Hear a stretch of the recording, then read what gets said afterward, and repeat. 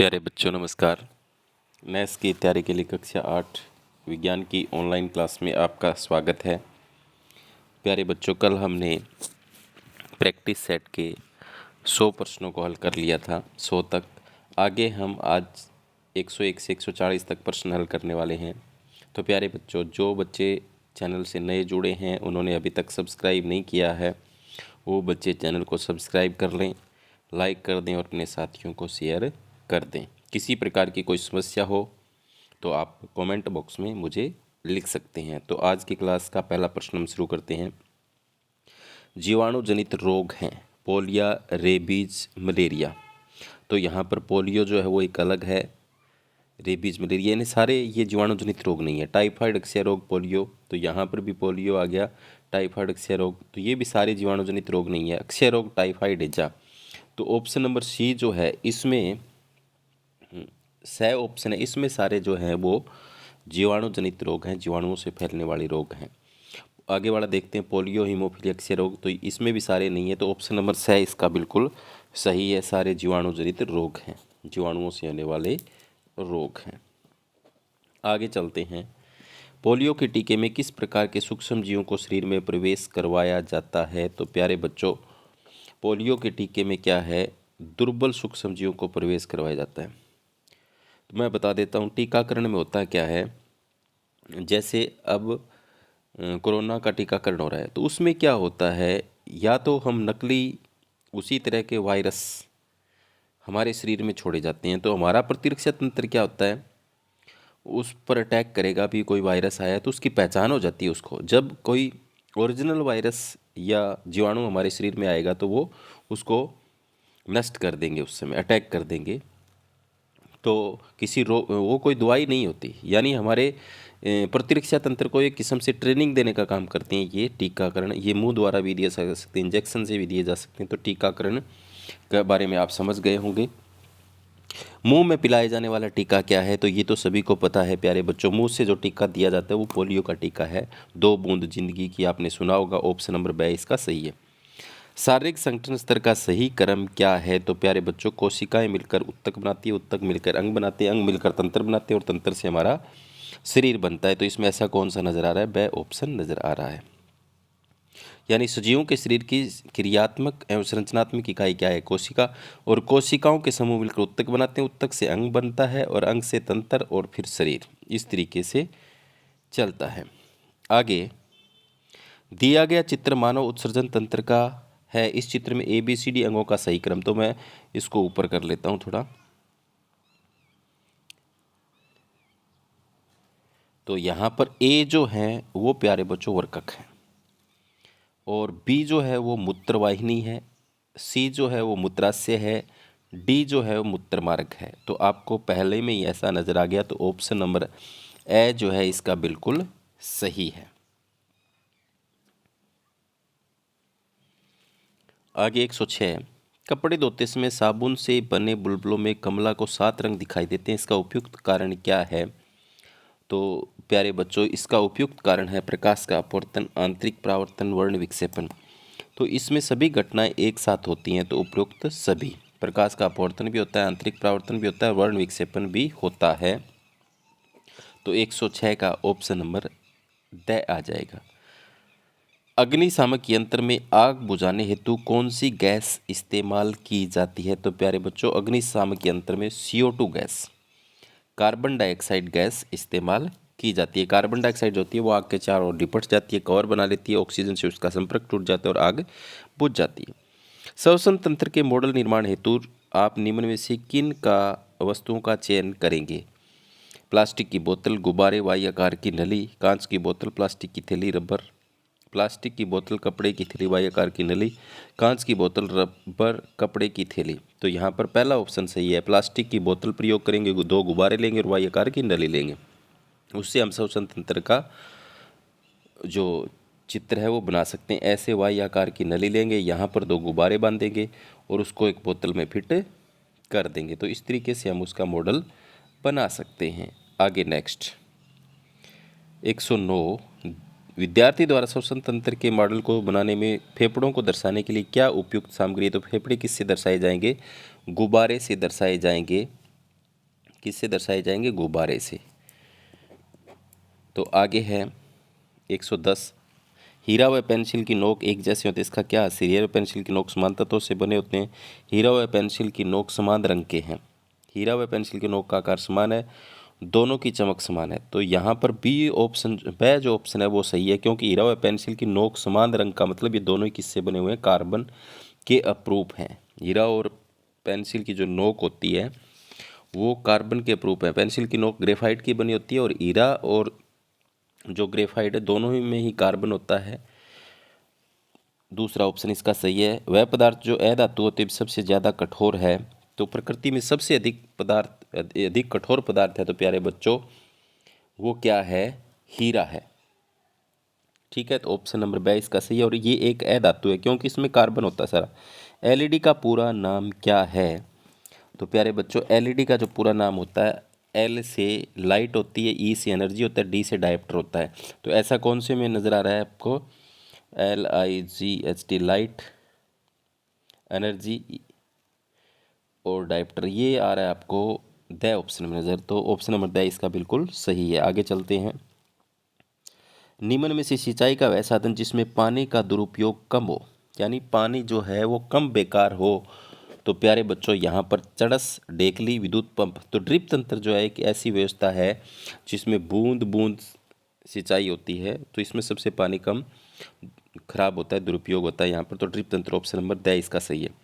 खरपतवार द्वारा फसल को कौन सी हानि होती है? पोषक तत्वों की कमी, प्रकाश की कमी, जल की अपर्याप्त उपलब्धता, उपरोक्त सभी। तो प्यारे बच्चों अगर खरपतवार होंगे फसल में तो पोषक तत्वों को भी यूज करेंगे वो, तो उसकी भी कमी, प्रकाश में भी प्रतिस्पर्धा होती है, जल की अपर्याप्त उपलब्धता, तो पौधों को वो सभी तरीके से नुकसान पहुंचाते हैं। तो उपरोक्त सभी इसका सही है। मिट्टी को पॉली करने का क्या लाभ है? सूक्ष्म जीवों की वृद्धि, बीजों के अंकुरण में सुगमता, जड़ों द्वारा श्वसन क्रिया में आसानी। तो प्यारे बच्चों मिट्टी को अगर हम पॉली करेंगे तो क्या होगा? पॉली मिट्टी के अंदर सूक्ष्म जीवों की वृद्धि भी होगी, बीजों के अंकुरण में आसानी होगी, जड़ों द्वारा श्वसन क्रिया में भी आसानी होगी। तो उपरोक्त सभी इसका सही है। केंचुए को किसान का मित्र क्यों कहा जाता है? 116 नंबर में। मिट्टी को उपजाऊ बनाने के लिए, मिट्टी के पोषक तत्वों को कम करने के लिए, मिट्टी में जल को कम करने के लिए, मिट्टी का रंग बदलने के लिए। तो केंचुए को किसान का मित्र इसलिए कहा जाता है कि मिट्टी को उपजाऊ बनाते हैं। ऑप्शन नंबर ए इसका बिल्कुल सही है। आगे है 117। आपकी माताजी ने साबुत मूंग बनाने से पहले उन्हें धोया, उनमें से कुछ मूंग के बीज पानी में तैरने लगे, उनके अलग करके माताजी ने फेंक दिया, ऐसा उन्होंने क्यों किया? तो प्यारे बच्चों वो जो बीज थे सुंदर नहीं थे, बीज स्वाद रहित थे, बीज क्षतिग्रस्त व खोखले थे, बीज का आकार छोटा था। तो स ऑप्शन इसका सही है कि वो बीज जो है खराब थे, क्षतिग्रस्त थे, खोखले थे। बीज के दानों को भूसे से अलग करने की प्रक्रिया को क्या कहा जाता है? तो प्यारे बच्चे बीज के दानों को भूसे से अलग करने की जो प्रक्रिया है वो कहलाती है थ्रेसिंग। आगे है खेती करने के मुख्य चरण क्या हैं? तो प्यारे बच्चों खेती करने के जो मुख्य चरण है 120 में, उसमें आपको सबसे पहले मिट्टी तैयार करना,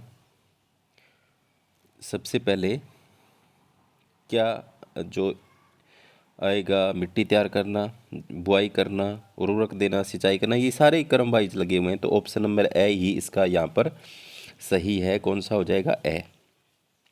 असमतल भूमि पर फसलों की सिंचाई करने के लिए सबसे उपयुक्त विधि क्या है? ड्रिप तंत्र, छिड़काव तंत्र, डीजल पंप, रहट।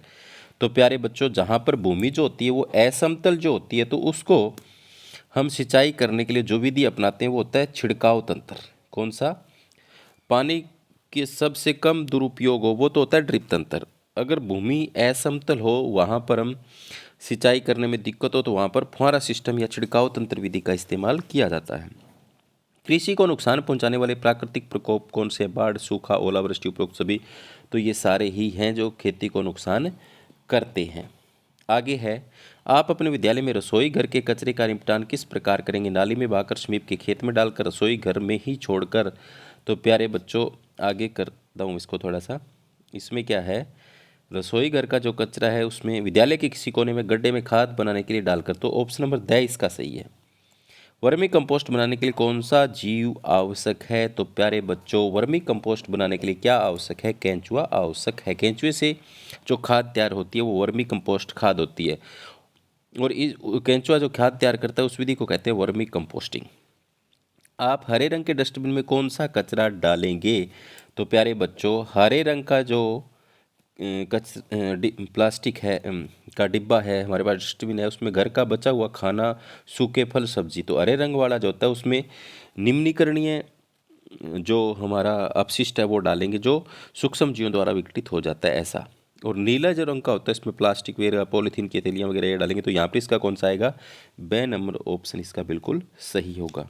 आगे चलते हैं 126 पर। आप सांप किसान का मित्र, इसे इस कथन हेतु उपयुक्त तर्क क्या है? तो प्यारे बच्चों, वह खेत की रखवाली करता है, चूहे को खाकर फसल की हानि रोकता है, सांप की पूजा की जाती है, उपरोक्त सभी। तो आपको पता है चूहे को खाता है सांप, जो चूहे को खाकर फसल की हानि रोकता है। तो ब ऑप्शन इसका बिल्कुल सही है, इसलिए मित्र कहा जाता है। आगे नेक्स्ट, बिजली की खपत को कम करने के लिए आप अपने घरों में किसका उपयोग करेंगे? विद्युत बल्ब, ट्यूबलाइट एवं दोनों, एलईडी। तो प्यारे बच्चों, हम जो प्रयोग करने वाले हैं वो एलईडी का प्रयोग करने वाले हैं। प्राचीन काल से हमारी भारतीय संस्कृति में प्राणी मात्र के प्रति दया भाव रखते हुए इनके संरक्षण को प्रमुखता दी गई। इस कथन की पुष्टि में सही तर्क क्या है? चींटियों को आटे का चूर्ण डालना, गाय व कुत्ते को रोटी खिलाना, पक्षियों को दाना डालना, उपयुक्त सभी। तो हमारी संस्कृति के अंदर प्यारे बच्चों ये सभी काम किए जाते हैं। स्वच्छता अभियान के अंतर्गत विद्यालय स्तर पर क्या प्रयास किए जा सकते हैं? स्वच्छता विषय पर पोस्टर प्रतियोगिता, गांव में रैलियां निकालकर विद्यालय के कचरे का उचित निपटान करके, उपयुक्त सभी। तो ये भी हम सभी करते हैं स्वच्छता के प्रति जागरूक करने के लिए। तो ऑप्शन नंबर ड इसका बिल्कुल सही है। आगे है, नियत चाल से गतिशील वस्तु का दूरी समय ग्राफ क्या होगा? तो प्यारे बच्चों, दूरी समय ग्राफ जो होगा वो क्या है? समय के साथ दूरी जो है वो कितनी तय हो रही? तो ए ऑप्शन इसका सही है। आगे, कौन सा ग्राफ वस्तु की स्थिरता को दर्शाता है? तो प्यारे बच्चों, इनमें से कौन सा ग्राफ है जो वस्तु की स्थिरता को दर्शाएगा? इसमें वस्तु जो स्थिर है वो द में है। इसमें देखो नहीं है, इसमें भी नहीं है, इसमें भी यहाँ से ऐसे है। तो इसमें क्या है? वस्तु स्थिर है। तो 131 का कौन सा हो जाएगा? द।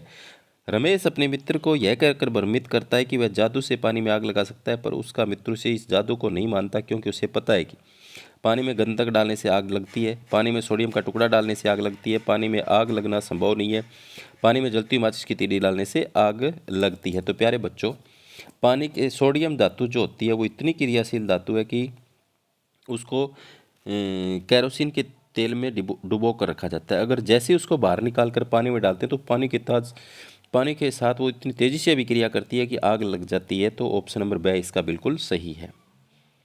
आगे है 133, पाचन तंत्र को सुदृढ़ बनाए रखने के लिए भोजन करने के पश्चात इनमें से कौन सा योगासन करना चाहिए? तो प्यारे बच्चों, पाचन तंत्र को सुगम बनाए रखने के वज्रासन करना चाहिए हमें।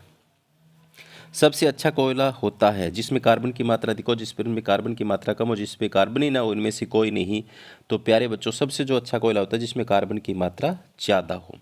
अच्छे ईंधन के लक्षण हैं अधिक ऊष्मा देना, अधिक धुआं देना, कार्बन मोनोऑक्साइड बनाना, कम ऊष्मा देना।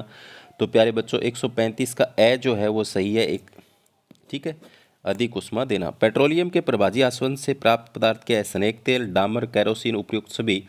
तो 136 का क्या है? द। स्नेक तेल, डामर और कैरोसिन, ये उपयुक्त सभी आ जाएगा इसका ऑप्शन, सभी इससे प्राप्त होते हैं। सोनू के प्लास्टिक की बोतल में अधिक गर्म पानी भर देने से प्लास्टिक की बोतल पिचक गई, ऐसा क्यों हुआ? बोतल के बाहर का वायु दाब अधिक था, बोतल के अंदर का वायु दाब अधिक था, एवं दोनों में से कोई नहीं। तो प्यारे बच्चों, बोतल के बाहर का वायु दाब अधिक था, अंदर कम था, तो बोतल पिचक गई थी। 10 सेंटीमीटर दूरी पर लटके दो गुब्बारों के बीच फूंक मारने पर दोनों आपस में पास पास जाते हैं। इससे निम्नलिखित किस कारण होता है?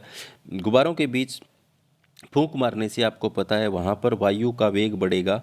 वायु का वेग बढ़ने से गुब्बारों के बीच दाब कम होगा। जहाँ पर वेग बढ़ता है वायु का, वहाँ पर दाब कम होता है और गुब्बारे आपस में एक दूसरे के पास पास आने लग जाते हैं। गुब्बारों के साइड में दाब ज़्यादा हो जाता है इसलिए। तो 138 का स ऑप्शन आ जाएगा, गुब्बारों के बीच वायु दाब कम होने के कारण। तेज़ हवाएं चलने पर कच्चे घरों के पत्रे उड़ जाते हैं, इसका मुख्य कारण क्या है? तो मैंने बता दिया, जब छतों के ऊपर से तेज़ हवा गुजरती है तो वहाँ पर दाब कम हो जाता है, नीचे दाब ज़्यादा है तो छत उखड़ जाती है। तो क्या होगा? कमरे के अंदर वायु दाब कम होना, कमरे के अंदर वायु दाब अधिक होना, छत का कमज़ोर होना, उपयुक्त में से कोई नहीं। हवा तेज चलने पर कच्चे घरों के पत्रे उड़ जाते हैं, इसका मुख्य कारण क्या है? तो प्यारे बच्चों, यहाँ पर 139 का ए, कमरे के अंदर वायु दाब अधिक है, ऊपर कम हो गया तो पतरे उड़ जाते हैं। किस उपग्रह को संचार उपग्रह के नाम से भी जाना जाता है? तो प्यारे बच्चों, ध्रुवीय उपग्रह, भूस्थिर उपग्रह, प्राकृतिक उपग्रह, उपयुक्त सभी। तो भूस्थिर उपग्रह जो है उसको हम इस नाम से जानते हैं, संचार उपग्रह के नाम से जाना जाता है। तो प्यारे बच्चों, ये थे आज की क्लास के 40 महत्वपूर्ण प्रश्न जो आपकी कल के नेक्स्ट एग्ज़ाम के लिए बहुत महत्वपूर्ण रहने वाले हैं। उम्मीद करता हूँ कि आपको समझ में आए होंगे। बाकी अगर किसी बच्चे को कोई दिक्कत है तो वो कमेंट बॉक्स में लिख सकता है, और व्हाट्सएप ग्रुप से अगर किसी को जोड़ना है तो वो 94 161 54746 पर मैसेज कर सकता है। कॉल न करें, मैसेज कर दें, मैं ऐड कर दूंगा। धन्यवाद।